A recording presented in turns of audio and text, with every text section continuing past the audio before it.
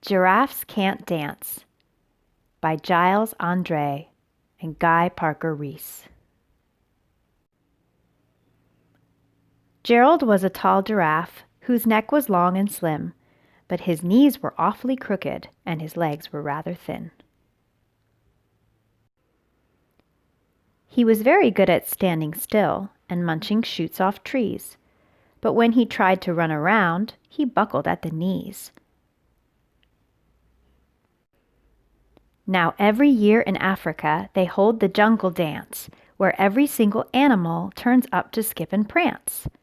And this year when the day arrived, poor Gerald felt so sad, because when it came to dancing, he was really very bad. The warthogs started waltzing, the rhinos rock and rolled, the lions danced a tango that was elegant and bold. The chimps all did a cha-cha with a very Latin feel, and 8 baboons then teamed up for a splendid Scottish reel. Gerald swallowed bravely as he walked toward the floor, but the lions saw him coming and they soon began to roar.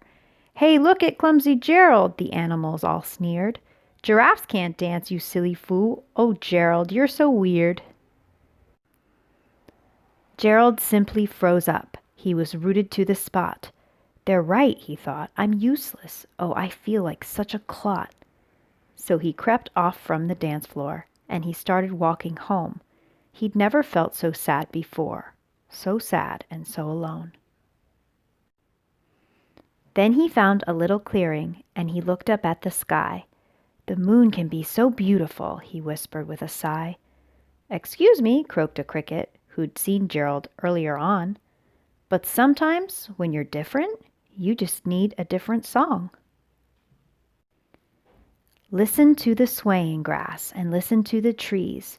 To me, the sweetest music is those branches in the breeze. So imagine that the lovely moon is playing just for you. Everything makes music if you really want it to. With that, the cricket smiled and picked up his violin. Then Gerald felt his body do the most amazing thing. His hooves had started shuffling, making circles on the ground.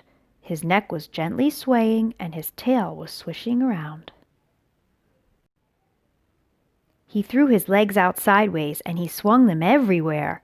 Then he did a backward somersault and leapt up in the air. Gerald felt so wonderful his mouth was open wide. "I am dancing, yes, I'm dancing, I am dancing," Gerald cried.